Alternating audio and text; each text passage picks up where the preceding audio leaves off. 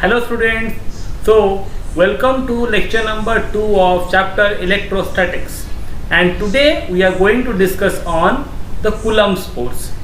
In the previous lecture we have studied charge is quantized. It means Q can be an integral multiple of the fundamental electronic charge, that is Q is equals to plus minus n times E. ये हमने पढ़ा था. तो मेरा सवाल ये है बच्चों, if a body contains 1 coulomb of charge, then how many electrons it needs to donate or it needs to accept in order to calculate the amount of charge transferred from a body having a charge of 1 coulomb? What we are going to do?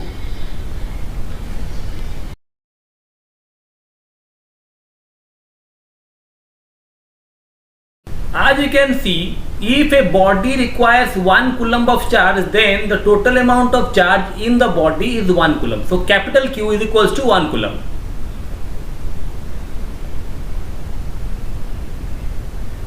The electronic charge in a body is equals to 1.602 into 10 to the power negative 19 coulomb, as we know. Then the number of electrons required to be transferred from a body in order to get 1 coulomb of charge will be, the value is about 6.25 into 10 to the power 18 number of electrons. So in order to get a charge of 1 coulomb, the body needs to donate 6.25 into 10 to the power 18 number of electrons.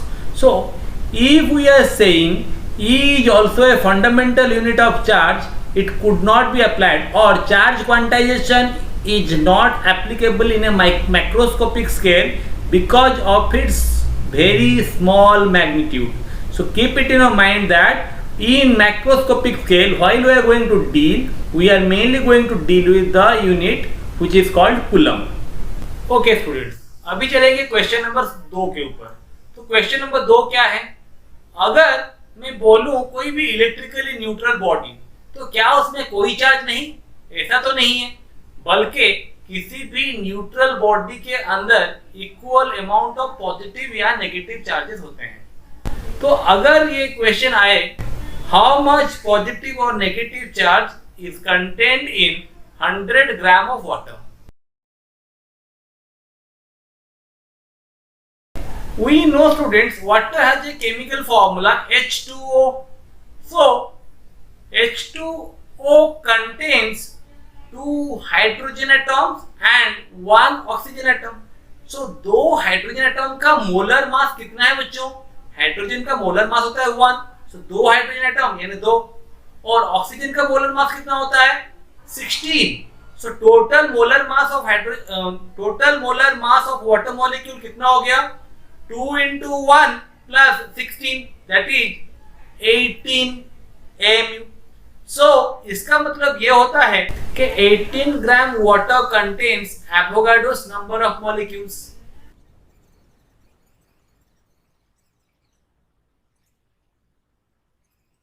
If 18 gram water contains 6.023 into 10 to the power 23 number of molecules, then 100 gram water contains how much? This many number of molecules. So these many number of molecules contain how much charge? 1 hydrogen atom contain 1 proton and 1 electron. So only 1 E charge. Similarly, 1 oxygen atom contain 8 E charge. Z number of charges. Any element having an atomic number Z contains Z number of charges. So if we are talking about hydrogen, Z is equal to 1, it contains only 1 proton or 1 electron. Similarly, the oxygen has Z is equal to 8, so it contains 8 protons or 8 electrons. So the total charge contained in 1 molecule of H2O will be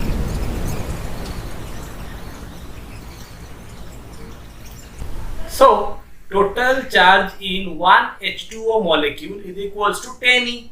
Hence, we have here 6.023 into 10 to the power 23 divided by 18 multiplied with 100 number of molecules. So total charge in this will be equal to,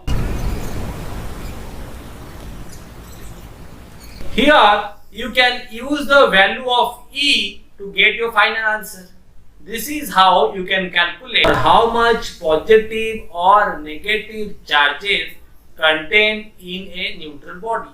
Now we are going to discuss about the force of electrostatics, that is the Coulomb's force. मेरे sir के ऊपर आप लोग एक इंसान को देख सकते हो, इस इंसान का नाम है Charles Augustin coulomb.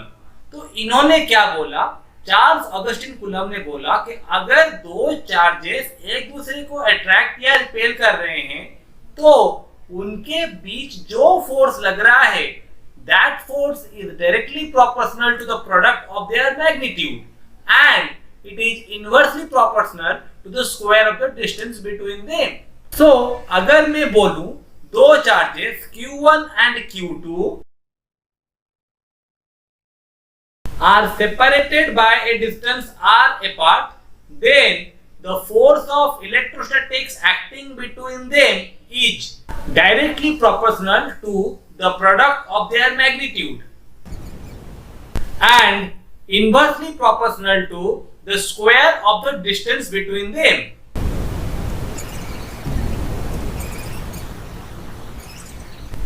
Combiningly, we write F is proportional to Q1 Q2 by R square. So if we need to remove the proportionality symbol, then we need to introduce a constant. Here the constant, let it is K. F is equal to K Q1 Q2 by R square. This is nothing but the scalar form of Coulomb's law. Now students, now we have already known about the scalar form of Coulomb's force. But force is a vector quantity. So how the scalar form is possible? It really needs some direction, right? So in order to get the direction, we can see in the right hand side there is only one vector quantity which is r. So in vector form, if we are going to write the formula for Coulomb's force, then we need to find the direction of r.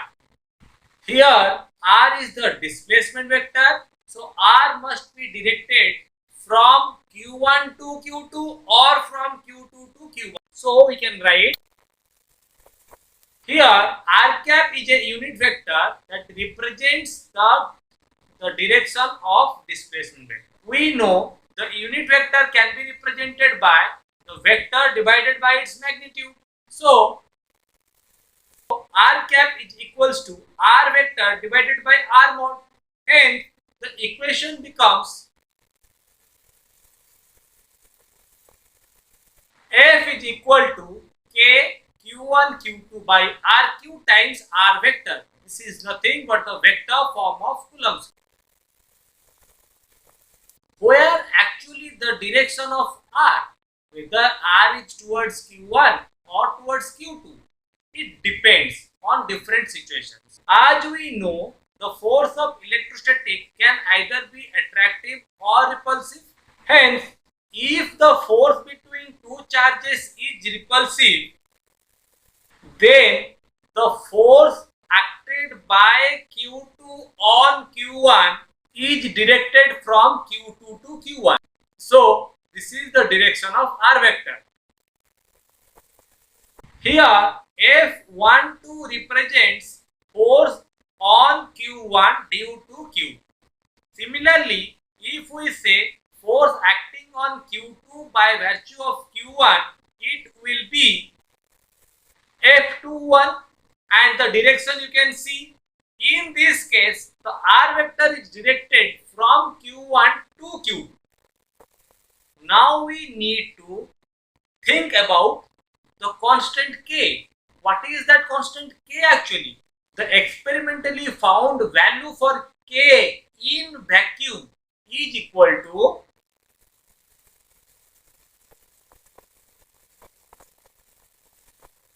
1 by 4 pi epsilon 0. which is equal to 9 into 10 to the power 9 Newton meter square per Coulomb square. One more thing, here 1 by 4 pi epsilon 0 is also called the electrical constant. Now, what is epsilon naught? This symbol epsilon naught represents absolute electrical permittivity, that is the permittivity of free space. Now students, what is the value of epsilon naught? The value of epsilon naught will be 1 by 4 pi times k, and this value becomes 8.854 into 10 to the power negative 12 Coulomb square Newton inverse meter minus 2. Now we need to think from where we are getting these units. Since K is equal to Fr square by Q1 into Q2, in standard SI system we can write force in Newton, R in meter, Q1 and Q2 in Coulomb square. So it will be Newton into meter square per Coulomb square. Since epsilon naught is the reciprocal of K, so it will be Coulomb square Newton inverse meter minus 2. Now there might be a question in your mind, what is that absolute electrical permittivity, or what is that term electrical permittivity means?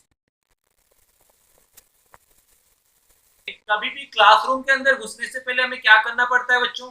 Permission लेनी पड़ती है। ठीक उसी तरह से हम permit किसको? Electric field को। किसके अंदर? किसी भी मीडियम के अंदर। तो ये किसकी प्रॉपर्टी है? मीडियम की प्रॉपर्टी है। क्यों? क्योंकि इसे किसको परमिशन देना है? इलेक्ट्रिक फील्ड को परमिशन देना है। किसके अंदर? Through it, through the medium. तो permittivity is a property of medium which allows a certain degree of electric field to pass through that medium. So permittivity is mainly represented by the symbol epsilon, and this epsilon for vacuum is treated as epsilon naught. For any medium, the permittivity value can be comparable with the absolute electrical permittivity by a fraction called relative permittivity. So we can write epsilon is equal to epsilon naught times epsilon r. So epsilon r can be written as epsilon by epsilon naught, that is permittivity of the medium over permittivity of free space. यहाँ पे जो epsilon R introduce हुआ है, इसकी value अलग अलग medium के लिए अलग अलग होती है। तो अगर हम लोग वैक्यूम कंसिडर करें तो वैक्यूम के लिए हमें पता है the permittivity is equal to epsilon 0. So for vacuum epsilon is equal to epsilon 0, so epsilon r is equal to 1. और insulators other than vacuum epsilon r stands from 1 to infinity, and for conductors the value of epsilon r is equal to infinity. Keep it in your mind, students. So for vacuum the Coulomb's force can be written as F is equal to 1 by 4 pi epsilon 0 q1 q2 by r square. If we are considering the Coulomb's force for any other medium, then the epsilon 0 value will be replaced by epsilon, which can be written as 1 by 4 pi epsilon 0 into epsilon r q1 q2 by r square. From this equation we can calculate the value of electrostatic force for any medium. Now if I'll ask where the force of electrostatics is maximum, the answer will be where epsilon r is minimum, that is in vacuum. So in vacuum the force of electrostatics is maximum. Now, what is the force of electrostatics in an insulator or in a conductor? First, let's see what is the force of electrostatics in a conductor. For a conductor, we know epsilon r is equals to infinity. So, something divided by infinity, anything divided by infinity turns to be 0. This implies the force of electrostatics in a conductor is equal to 0. This is the minimum value of electrostatic force. तो force of electrostatics in any insulating medium क्या होगा बच्चों? तो अगर हम लोग निकालेंगे force of electrostatics in any insulating medium, तो वहां पर क्या करेंगे? We know force of electrostatics in any medium is equal to 1 by 4 pi epsilon 0 epsilon r q1 q2 by r square. You can see in your screen. Now in this value 1 by 4 pi epsilon 0 q1 q2 by r square represents the force of electrostatics in vacuum. So can we write force of electrostatics in a medium is equal to force of electrostatics in vacuum divided by epsilon r, that is the relative permittivity of that medium.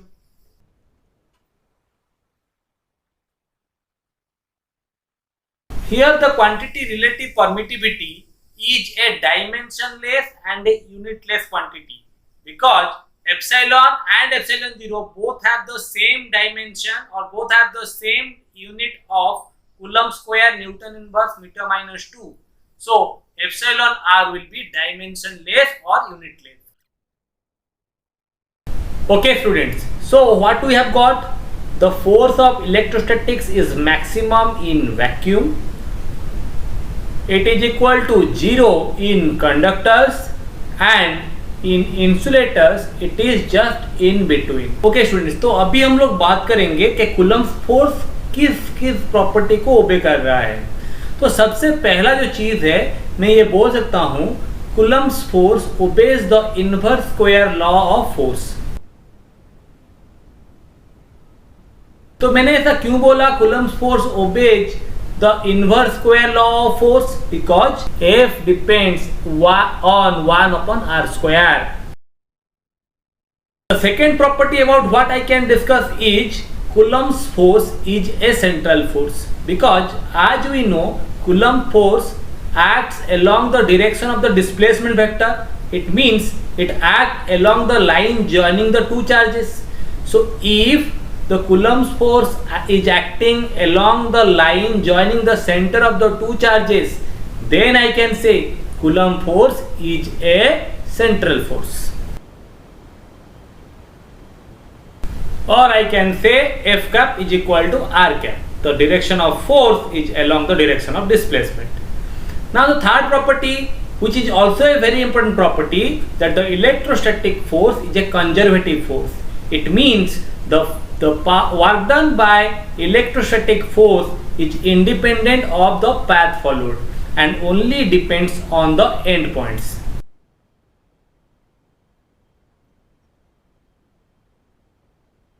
About one more property also we can discuss students, that is Coulomb's force obeys the Newton's third law, that is the law of action and reaction.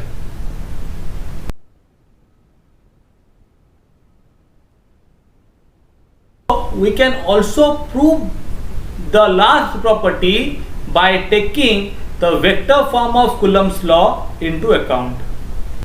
So what is the vector form of Coulomb's law, students? Here r cap is the displacement vector. If we draw a xy plane and the 2 point charges q1 and q2 lies at some position vector r1 and r2 in the xy plane, then let the two charges are positive, so the force acting by q1 on q2 will be directed away. This force can be represented as F21. So F21 is the force acting on q2 due to q1. Similarly, the force on Q1 due to Q2 can be represented away from Q1 along the line joining Q2 and Q1.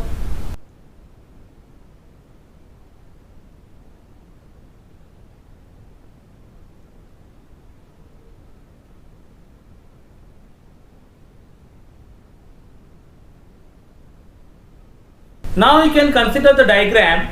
Q1 and Q2 are two charges at position vectors r1 and r2 respectively. The force acting on Q2 due to Q1 is equal to F21 and the force acting on Q1 due to Q2 is F12. Both these forces act along the line joining the two charges but in the opposite direction. Now you can use the triangle law of vector addition in order to find the displacement vector in between Q1 and Q2. For the force F21, we can say this is the displacement vector and R2 will be the resultant. So R2 minus R1 will be the displacement vector. Then I can write, so F21 vector will be represented by K Q1 Q2 by RQ times R2 vector minus R1 vector.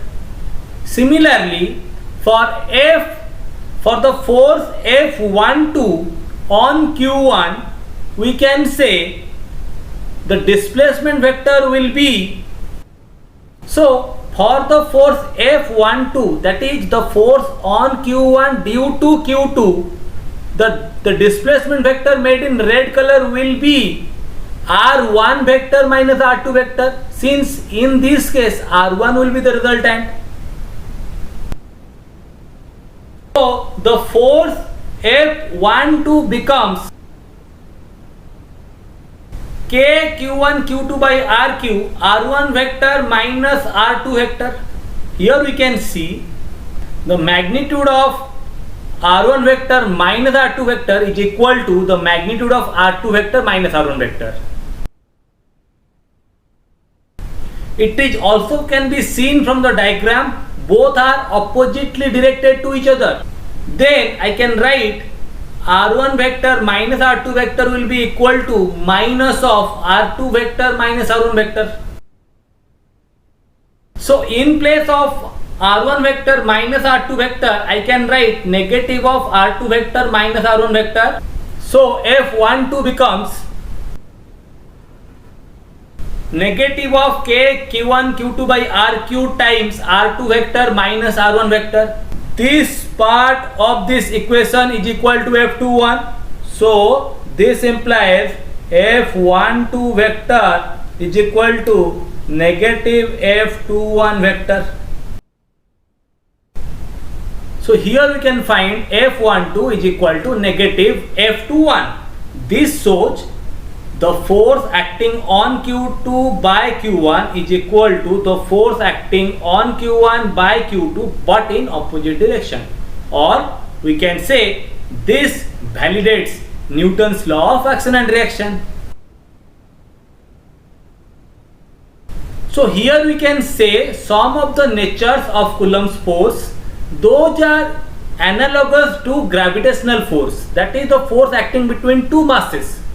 But one more property or one more nature of electrostatic force that we can see here, that is unlike to gravitational force, and that property of electrostatic force is electrostatic force can either attractive or repulsive. But in case of gravitational force, it is only attractive.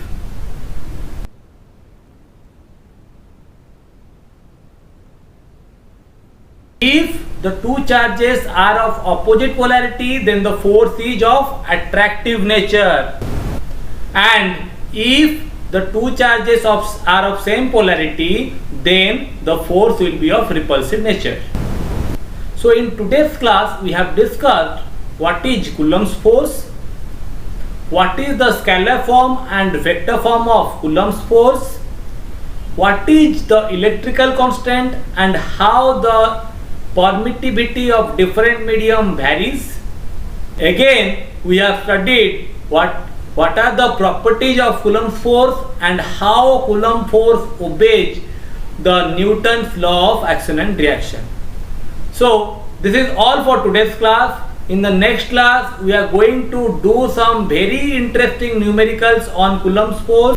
Thank you everyone. I hope you have enjoyed the class. अगर आपको video अच्छा लगा है तो like करना मत भूलिए, share it among your friends and subscribe it for further updates.